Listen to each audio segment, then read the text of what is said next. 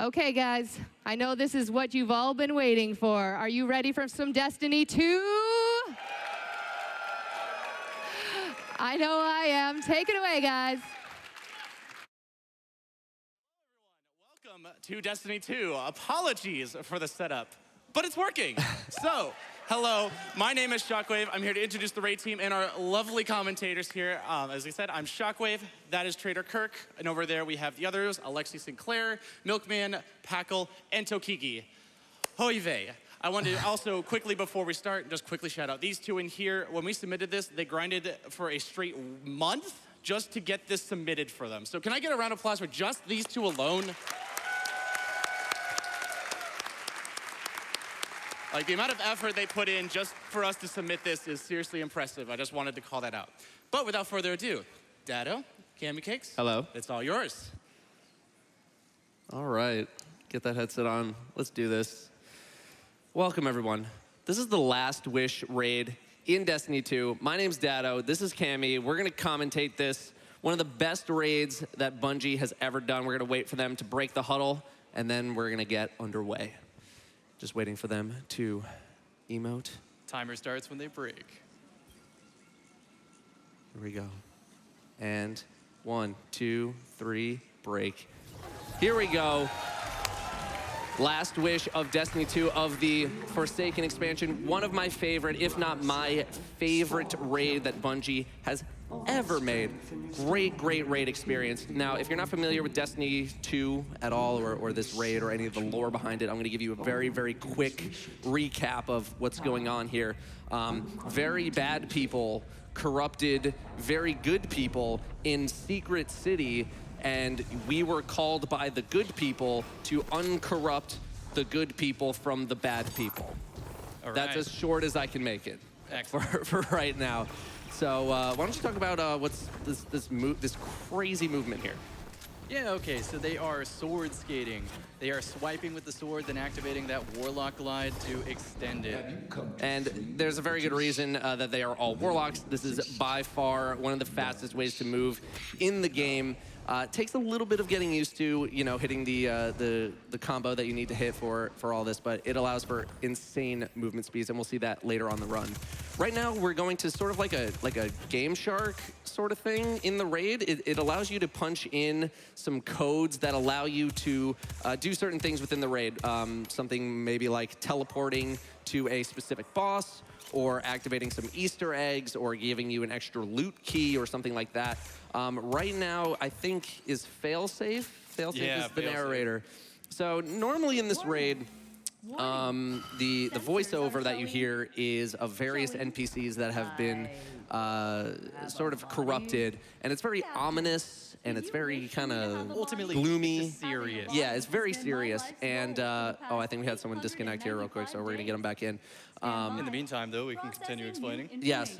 So Failsafe is sort of like a split personality robot on Nessus. Yeah, bipolar robot, the Destiny waifu, whatever you want to call it. So they activated her as one of the incentives. And so her commentary is a little more lighthearted. It's a little more funny. And so instead of hearing these very ominous sayings from the final boss, we're instead going to get Failsafe's banter, so to speak. So I think we're waiting for our disconnected player to load back in. So they're just going to restart the fight. They're just going to die on these plates here. Well, now that we have like a little more time to actually explain this fight, like yeah, I'll just do the explanation real quick. So I'll let you handle the speedrun method. So in this fight are 9 plates surrounding the boss. 6 icons in the middle, hanging from like some chandelier things, need to be essentially cleansed. So you need to match the symbols in the middle with the symbols that are on the outside plates. You stay on these plates for a certain amount of time, you kill a specific target, and then that sort of enables one of the safe havens, one of these doorways to open whenever the final boss is, or whenever this boss is about to do a big attack that kills everybody. And so you want 6 doors open so that all 6 players survive. And essentially you just kind of repeat this process over and over until the boss dies. It's not a particularly difficult fight. It's the intro fight to sort of get you familiar with learning the symbols, as the symbols are a very, very important part of the raid as a whole, as we'll see. Okay, so what you're seeing right now is the rally flag. Someone throws that down. As long as you hit your use key next to it, it refills all your ammo and gives you a super. So this is why they wiped ahead of time so that everybody in the fire team has a super and ammo. So that really detailed explanation Datto just went through, they're not going to be doing any of that. No. They are, so what happens during this boss is that the boss actually like teleports around to kind of annoy you and kind of boop you around to try to kill you. But as a result, she is completely vulnerable during this part. Like, you can shoot her for damage. So instead of, you know, doing all the actual mechanics in the fight and having to worry about saving yourself, they all just kind of stack up, and through the use of a specific weapon called Anarchy, they're able to just kind of keep the boss just standing still Yeah, they tether the whole her to time. the ground, get her stuck, and Normally she they're would overequipped teleport for it. around and stuff and just kind of be annoying, but nah, we All right, don't. real we don't need fast that at all. explanations here. If you're wondering, Did we we get a just hit $1 million. Million. Good job. Congrats, AGDQ. Killing it. Killing it. Well, that was nice.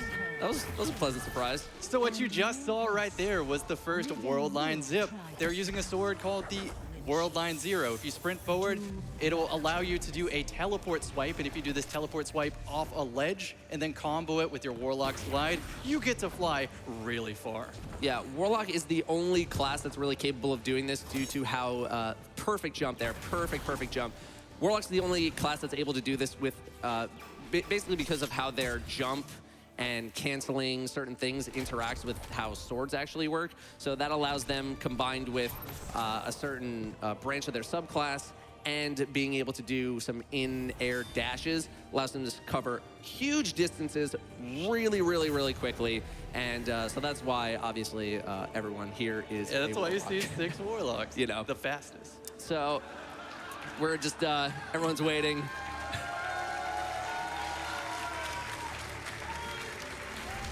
RNG manip, you know, the usual. Yeah. No, you need everyone at the doorway in order to start the next fight. So I'm going to start explaining this next boss named Shuro-Chi. Shuro-Chi loves to sing. Shuro-Chi has a 4-minute song, and if you don't interrupt Shuro-Chi from singing this song, everybody dies, you wipe. It's sort of like if Insane Clown Posse and the girl from The Ring made an album together. It's just after 4 minutes, you'd probably die. So what you need to do is you need to stop this boss with triangles. So after they kill all of the ads here, the faster they kill the ads, the faster the next thing happens. 3 of these plates are going to spawn 3 crystals that players can use as lasers to shoot at each other, so that they form a triangle sort of stun effect here, and that will stun the boss and make it so she is vulnerable to damage. Now you see at the bottom of the screen she has 6 little notches of health. Every time you hit one of those 6 notches, she becomes fully stunned and will move on to the next plate. And essentially you just repeat this process 6 times, 2 on the bottom floor, 2 on the mid-level floor, and 2 on the top floor in order to kill the boss. Moving on from here though, every 2 chunks of health is a puzzle room. So what needs to happen in here is that there is there are a set of 9 plates in the middle. There's a picture on each of the walls, has 5 of the pieces filled in already, 4 pieces are not filled in. And so all you need to do is just fill in the missing puzzle pieces.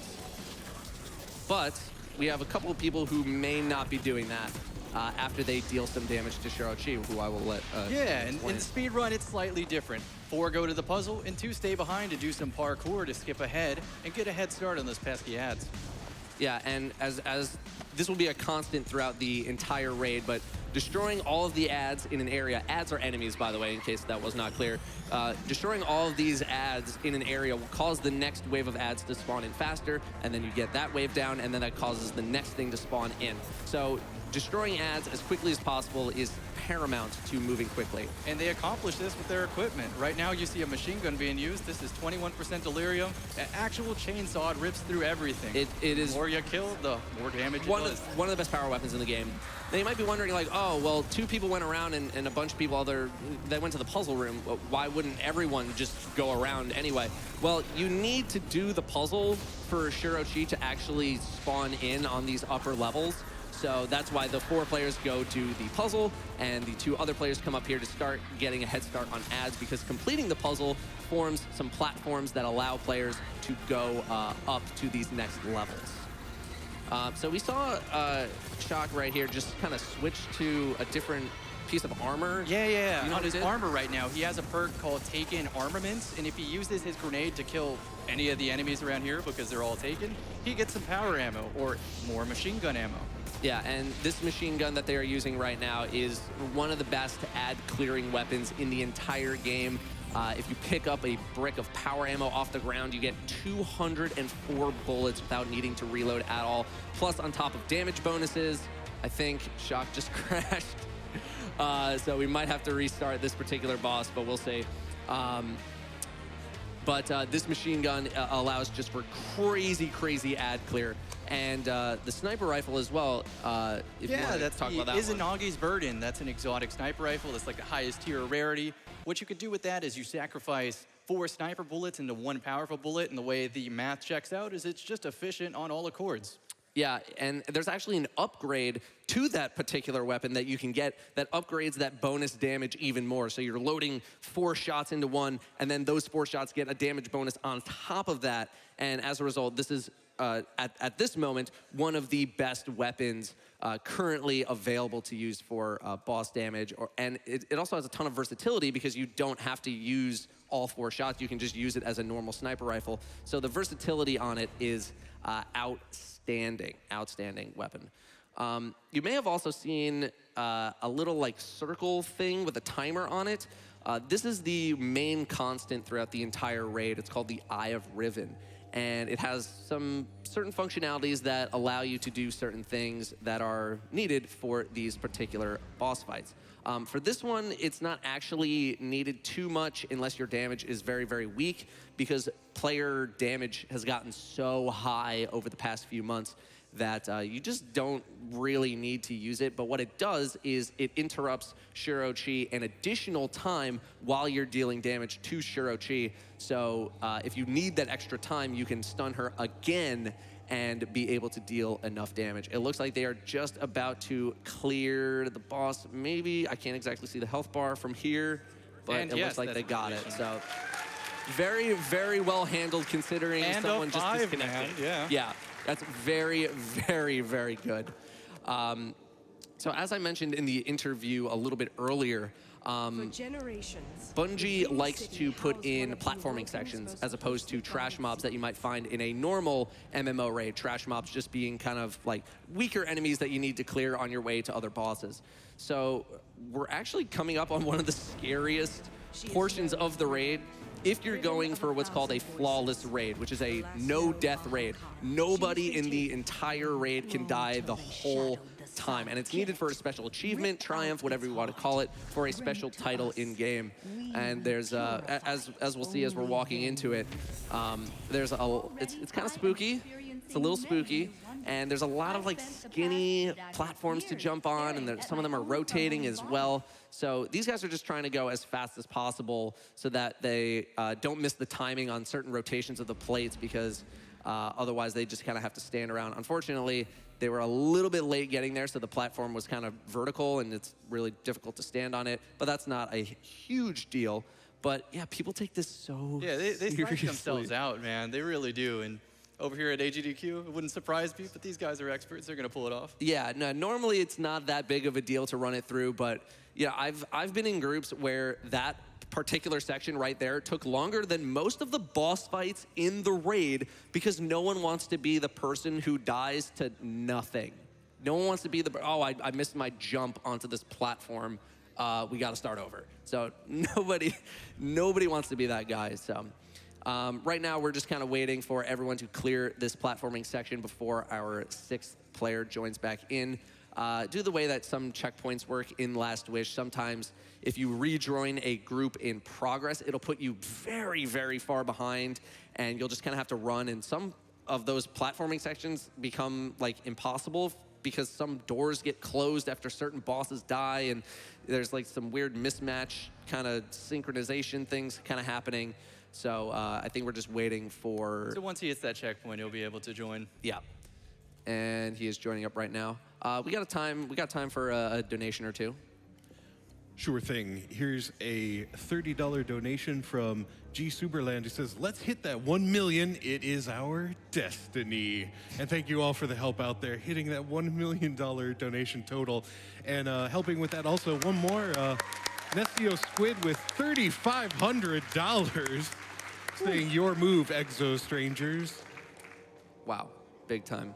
All right, so you might have noticed that everyone just kind of like jumped off. This sort of just resets the checkpoint while someone else is loading in so that everyone kind of gets synchronized up. And everyone can use the rally flags. So Yes. we can all be on the same page. Definitely want to have full ammo for this. You know, normally throughout the course of the fight, enemies will be dropping ammo of various types. So most of the time, like, you can get all the ammo that you need, but it just helps to have everyone on the same page. Everyone's full ammo, everyone's full everything.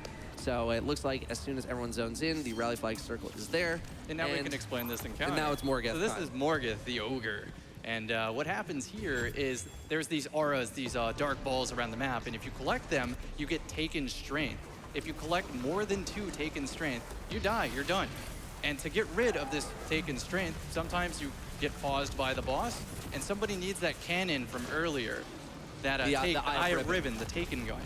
Use the grenade ability on it to cleanse somebody of their taken strength, and you actually steal their taken strength. So it's just really managing who has taken strength. Yeah, it's purely a management game right here. There's going to be 10 total taken strength that drop on the field, and it's just navigating like, okay, well, I don't have any strength, so I can take from you, but you can't take from this person, so let's make sure this person grabs this and this. And again, right here, we're just looking at very, very fast ad killing. We're using some grenade launchers right here. Grenade launchers have a good amount of AoE damage, so you're able to basically kill things as soon as they spawn in. And the faster we kill things, the faster the next set of taken strength spawn in, and the faster, So you just want to clear out all the ads as fast as possible. And at some points, certain taken strength blobs or orbs will not spawn in until certain ads have died. So that way they're just basically spawn camping. Yeah, I'd say more than usual speed matters here. Yeah. It even gives you more time to damage the boss. Right, because Morgoth uses those taken strength in order to power himself up. And if he ever gets to 100%, everybody, you wipe, essentially. They're all kind of grouping up right behind him because... Okay, special attention to these Nova yeah. Bombs here. They're going to be throwing them low so they don't block each other's line of sight. 50% health in a second. Yeah, they all are using Nova Bomb right now. Very fast cast, tons of damage, plus the Izanagi's burden for the damage. This boss, I mean, that boss melted, but that's honestly not that far off from how the average group is killing that boss in terms of speed, because it's just kind of a pushover. He doesn't really attack back or anything like that. So real quick in the background, you're going to see him doing board line zips off pebbles on the floor and various couches and fixtures and whatnot. Yeah, they just got to be careful, you know, don't run into that tree stump, don't run into that wall, because if you go too fast in this game, and you crash into a wall or a tree or something launches you or you jump too hard or something like that, you just kind of splatter on the wall, and that is not fast. No. Not fast at all. We're moving to the vault. The vault does not have a boss. It is more of an encounter with a specific goal in mind. We have the vault here, and it has 3 locks on it, and we're going to be doing this 3 times for a total of 9 locks. Now, when everyone stands on the plates surrounding the lock, they're going to see 3 pictures show up right there. And for simplicity's sake, I'm just going to call this 1, 2, and 3. So whoever you assign to call it out first, it doesn't really matter who, they're going to say, oh, I have a 1, a 2, and a 3. And so whoever has the 2 being the thing in the middle, they call out, oh, I have a 2 on my series of pictures. It is on the left side of mine. And then they would call out what they have in the middle, and so on and so forth, until you get the locations of all of those particular pictures. Now, the reason the locations of those pictures are important is because it tells you what kind of lock it is. If the picture that is called out for you is on the left side, it is a penumbra lock, and if it's on the right side, it's an antumbra lock. Now again, we have the Eye of Riven popping up, and he picks it up. This one says antumbra. It says take in essence antumbra. So he needs to put the antumbra key into the antumbra lock. And we need to do this 9 times in 3 sets of 3 in order to open the vault and progress on to the next boss fight. They can speed this up a little bit, though. If you notice, they made some equipment swaps. They swapped subclasses to the Void Walkers so that they can have a jump ability called Blink. That's a short-distance teleport. They also put on an exotic helmet called the Astrocyte Burst that improves your Blink. So what they're doing is, once they kill this Eye of Riven and take the Eye, the key, to go unlock it, usually a wall pops up to force you to run all the way around. But instead, they're just gonna say, forget that, I'm blinking through. Yeah, and they're trying to use the tractor cannon as well sometimes. The tractor cannon is very good as an ad-killing weapon, but it's also a physics-based weapon, so it can kind of like knock enemies around if they don't die to the initial damage. Tractor cannon, I feel like, has gotten pretty strong recently, so sometimes trying to push the Eye of Riven closer towards the door just kind of results in them dying sometimes. But yeah, trying to blink through that door is really, really helpful. You have 3 minutes to put in 3 different keys into 3 of the locks. And again, this is 3 sets of 3. So we're going to be here a little bit longer. I'd say it's worth finding out right now how we're doing on that legit Riven fight incentive. Oh yeah, how's that doing? Yeah, excellent. We are at 15,000 out of 60,000 needed to make that happen. Okay. There are a lot of people out there in the donation rooting for that. Yeah, I mean, that's what, a couple minutes off? It's, you know, we have like maybe about 1.5 minutes. Oh, okay, so we got it easy. You know, I think we got it. So it looks like we're going to be doing non-legit Riven, which is far less interesting, but far faster. Fun fact about this particular raid encounter, on the very first time through, the very first team to clear this didn't, at least I don't believe they knew about the penumbra antumbra lock system. They just kind of grabbed keys and threw them into locks and essentially RNG'd their way into a completion of this encounter.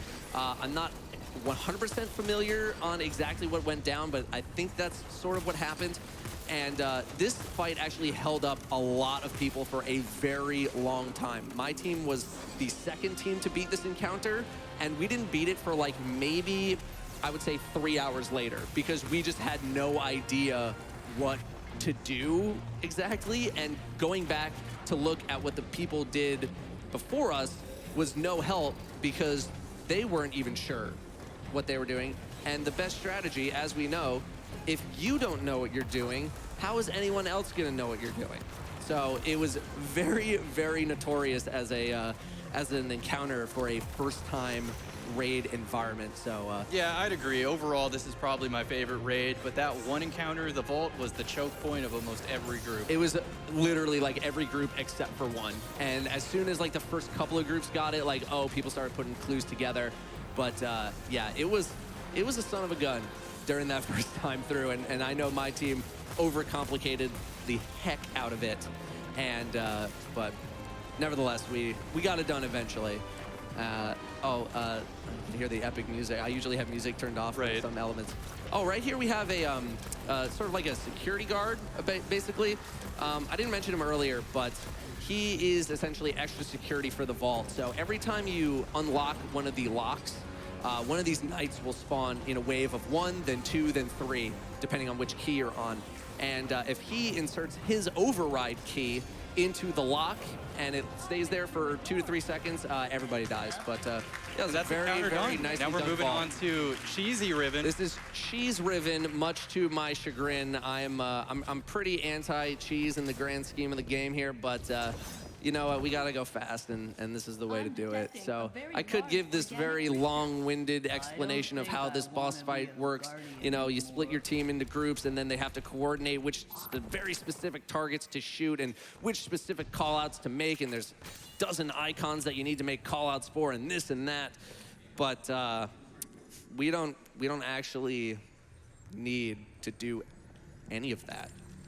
Literally none. Yeah. You're just gonna shoot her in the mouth.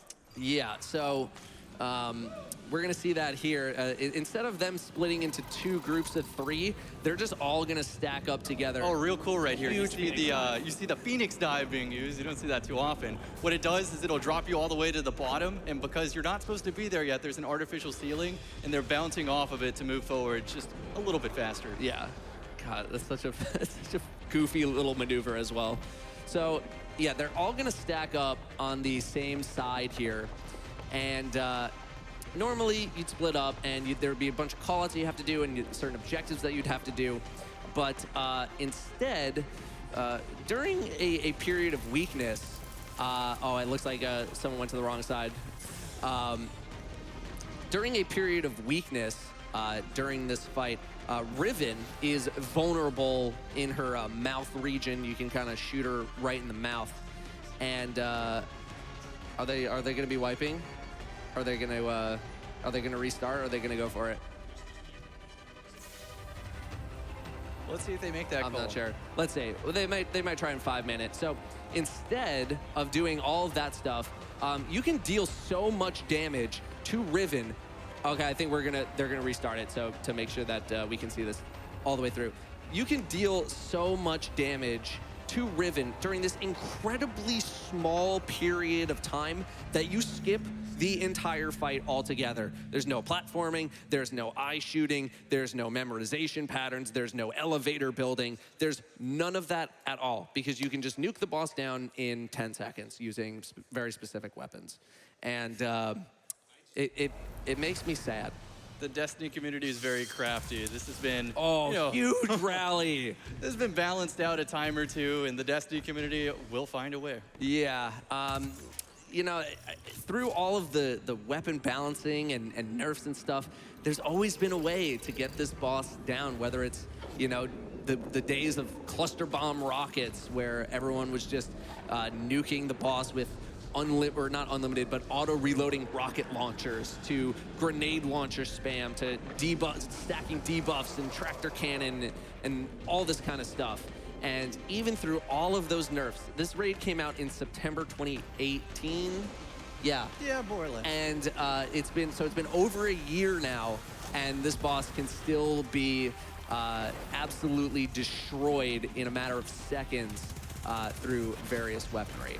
So it looks like they got the right side, so they are not going to have to use a glitch that teleports you. There's a glitch that essentially you can position yourself in a way in a very specific room that makes the game think that you're out of bounds, and so instead of the game just like pushing you back, it teleports you to a place that it knows it's safe, which is at the very top where you first started. So you're actually able to switch sides depending on what side Riven starts out on. But it looks like they did not have to do that this time. So right now they're just gonna be preparing with any sort of buffs that they have and just making sure they're all reloaded. Looks like they're gonna be just launching grenade launcher ammo at them and then finishing off with some Izanagi's Verdant sniper shots. Yeah, main source of damage is going to come from these grenade launchers. They have a perk called Full Court, so the further away you are, the further the grenade travels, the more damage it does. Yeah, and you can just see the boss's health just completely tanking and dead. All right, real cool part right here. Very tough skip. Let's see if they hit it. They're going to trick this shield enemy into booping them backwards, and if they jump up right when that happens and hold a grenade to hover, they get sent all the way to the top of this platformer. Yeah, and let's see. Oh, just missed it. I think we're gonna try. Gonna get a second attempt? No, I think they got turned around. So, yeah, normally, as Cammy just said, if you can get that boop to happen, it's pretty tough. It's pretty tough timing, but it can launch you all the way up. So instead of having to do all this platforming stuff, you just kind of get booped all the way up where that beacon of light is, and you can just yoink that right away. Again, it is kind of tough to hit, and you do need to have like a grenade held as well. But now this is gonna be cool too. One person is gonna finish this off. He's gonna stack little 1-2 chunk of punch health. twice. Little Give chunk of Riven the health. old chin check. Yep, this is just one person. No, not letting. Okay, fine. Normally, Marathon strats. I think, I don't know if they had the wrong weapon on or what, but they were going to use a shotgun with an ability called 1-2 punch that gives you a massive melee damage boost to sort of just instant kill But they the use boss. it on both guns, so they proc it on both of them Yeah. before the window goes out. So Riven's dead, and that's not the end. We're actually going inside of Riven's mouth to steal her heart out of her body because the forces at hand are so corrupt that we literally have to take Riven's heart out of her body so that the first two bosses that we killed, they're actually cleansed now, and they can cleanse the heart of Riven because Riven is a previously thought to be extinct creature essentially in the Destiny universe who is incredibly, incredibly powerful. So they need to run this heart back to the very, very beginning. So whoever's holding this heart is really slowed down, their mobility is hindered, and so to move forward a bit faster, they use those world line zips to push their teammate who's holding the heart further a little bit. Yeah, and just barely. You can see there's like a giant aura around it. That is to protect people from creeping darkness. Creeping darkness makes it so if you get too many stacks of it, if you get 10 stacks, that was a huge sword was a boob, great by the way. step. That was a massive sword boob. If you get too many stacks of creeping darkness, you die, and you actually get teleported inside of the heart of Riven. Oh. Don't kill him! Oh, almost? Yeah, a problem with the sword boobs is you can accidentally kill your teammate by launching them into a wall. And it's already time for another massive skip here. So what's going to happen is they're going to climb over the wall. Remember the wall? So what's going to happen is one of them's going to die next to this wall with the heart, and the other's going to grab it from the opposite side. Yep. Game detects that you're close enough to the orb, and you know, it's like, oh yeah, you're close enough. You can pick this up, and you can just yoink it up right through the wall. And he's going to drop it Down the hatch? down the hatch, and he's going to dunk this in to the well at the bottom, and that will conclude the Last Wish raid. And dunk.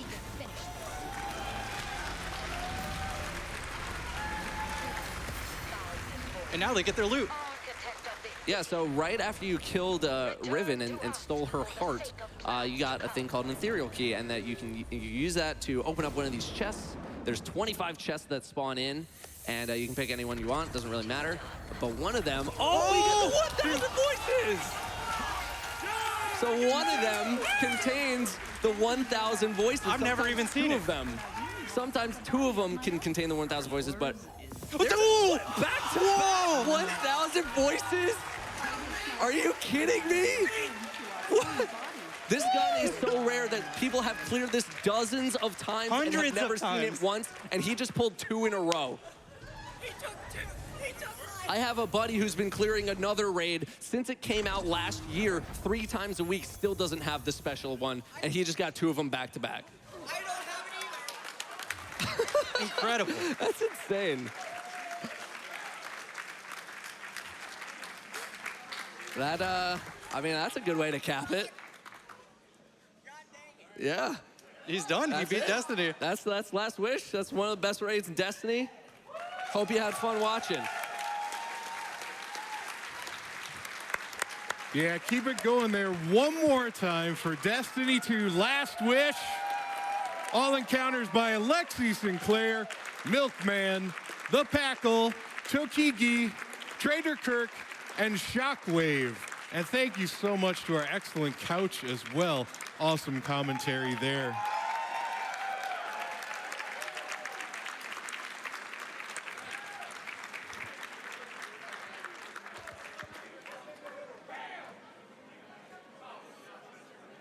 So many donations rolling in during that run, but I will get to them in just one moment. First, we're going to run a Twitch advertisement for you as we take care of just a little bit of maintenance work here on the back end. So stay tuned, and I'll be right back with you. Thanks.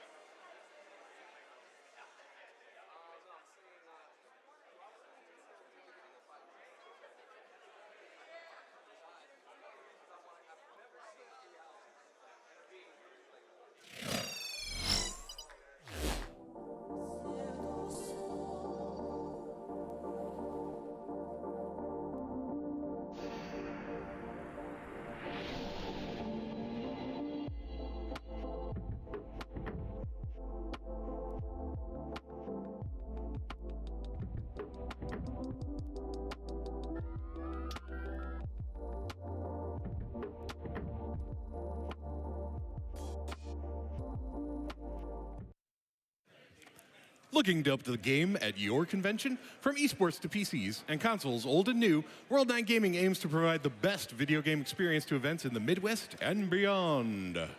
That's right, and beyond. Proud equipment partner for Games Done Quick for over 5 years, World 9 is ready to take your event to the next level. For booking, check them out on Facebook and Twitter, or you can email world9gaming@gmail.com. Thank you to World 9 Gaming for sponsoring AGDQ 2020.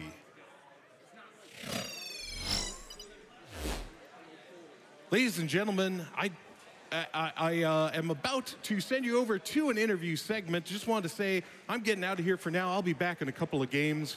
On the mic next, Chris from Florida, here to entertain you and read donations. Check that out. But now, it's over to Sent at the interview desk. Take it away.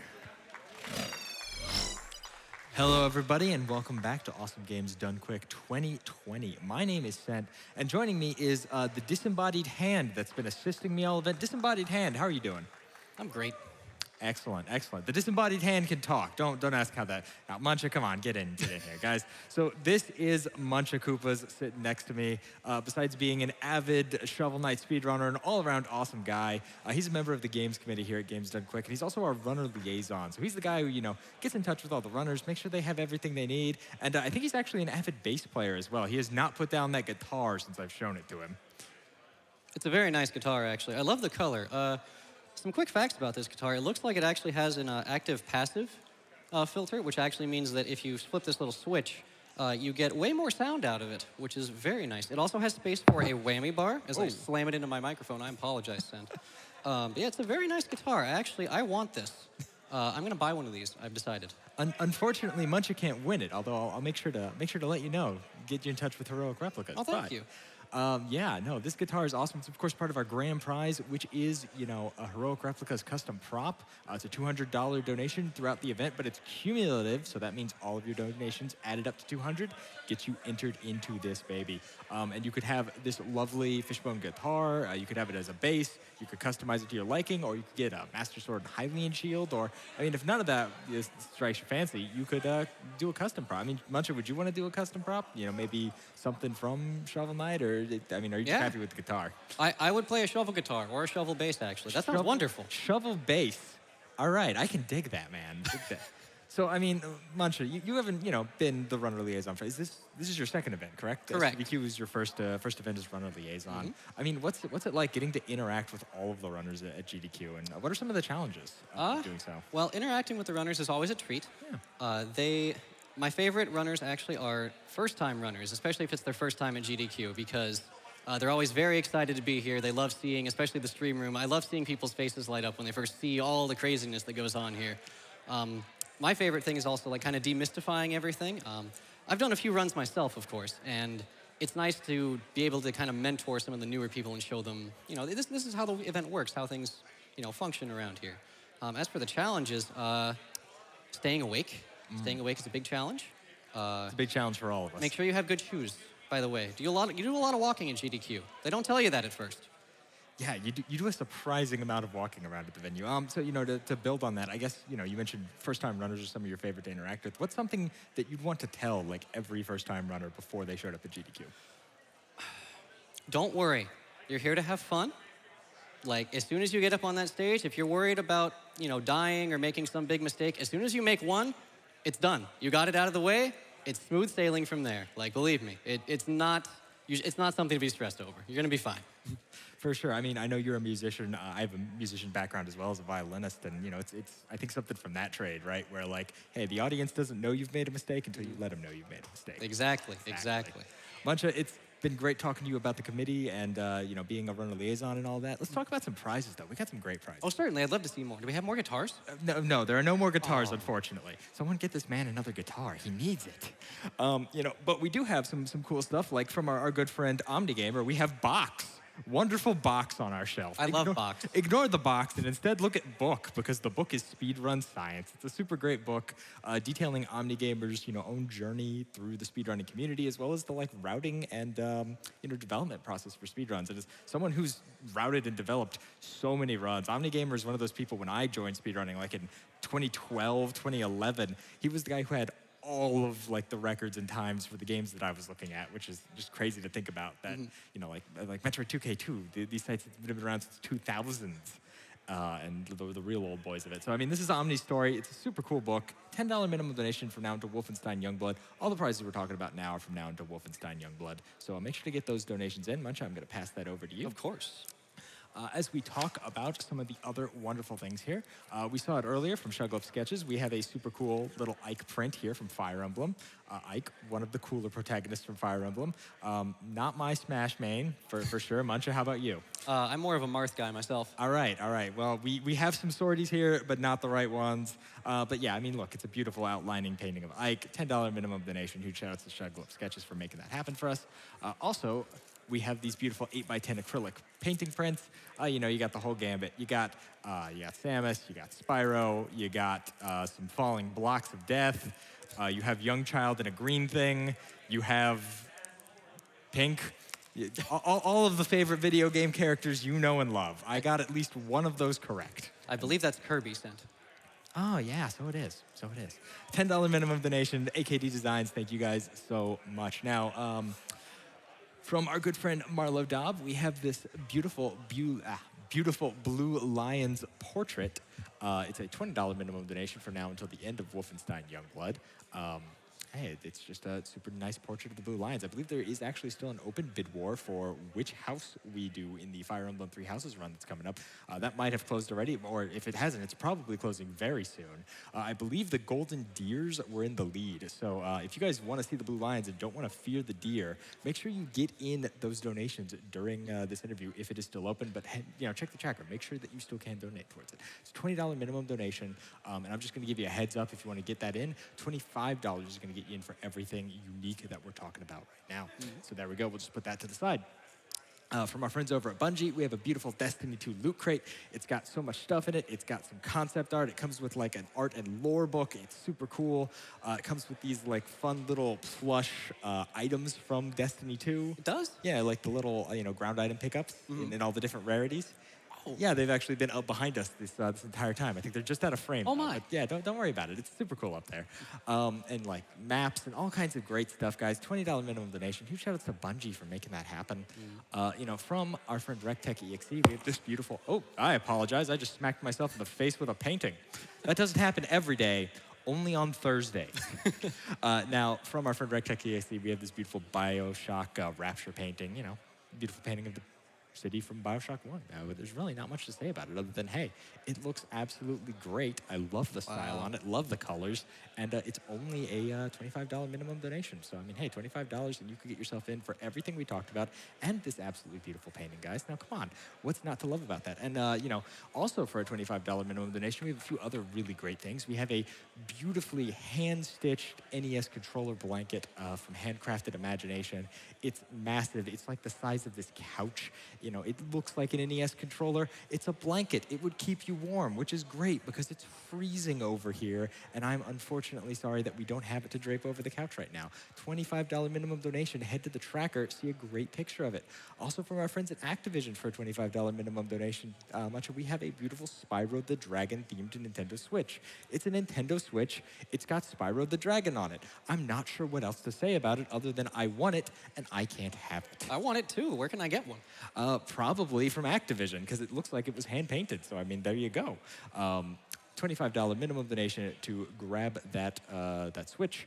And yeah, last but not least, guys, we got to talk about the awful block banner that we have running all of today from earlier in this morning to Wolfenstein Youngblood a little bit later tonight. It is a hand-drawn, well, I guess computer-drawn, but hand-drawn banner from our good friend LLK. She does all the wonderful whiteboard art you've seen in these interviews. She does all the banners that you've seen in social media. We print out one of each, about 6 foot long. And hey, those are unique GDQ memorabilia right there. That's true. Only one of them. It's a $50 minimum donation. Make sure to get that donation in Come on, guys, you can do it. Now, as always, you're going to want to head over to gamesdonequick.com. You're going to want to check out the tracker. It's going to have all the information you need on upcoming speedruns you can watch in the marathon, on upcoming prizes you can donate for, and on upcoming incentives you can put those donations towards. Because remember, guys, you don't got to put your donation towards anything specific to get a prize. You just got to donate. And that's what this is all about, Mancha. We've already raised over $1 million for charity. Can you believe it? No, I really can't, frankly. It's Thursday night. You guys are insane. Give yourselves a round of applause for that. Come on, $1 million. That's wonderful. You know, Mancha, it's always a pleasure having you here. Of course, thank always you, a pleasure working with you. It's always a pleasure being your friend, frankly, because we were friends in the Spade Brigade before you joined GDQ. I love you, buddy. Love you too, Mancha. But let's throw it back up to the front as we get ready for Fire Emblem Three Houses with Claris. Good evening, Games Done Quick.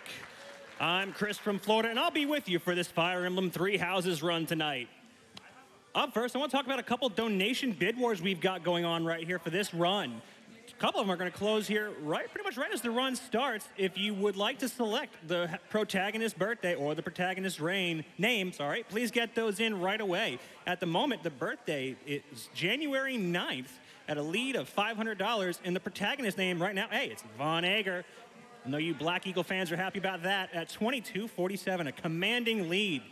But we also have a very close race for the Three Houses House Choice. In the lead, come behind lead, the Black Eagles have a $5 lead. Now, all you Edelgard fans are happy about that. Sitting at 73.48 in the Golden Deer. Come on, I know I got some Claude fans out there. Sitting at 73.43. And Blue Lions, listen, I've seen Twitter. I know that Dimitri has some fans out there. Come on, let's get a good Blue Lions push. Let's see Dimitri tonight. Let's go.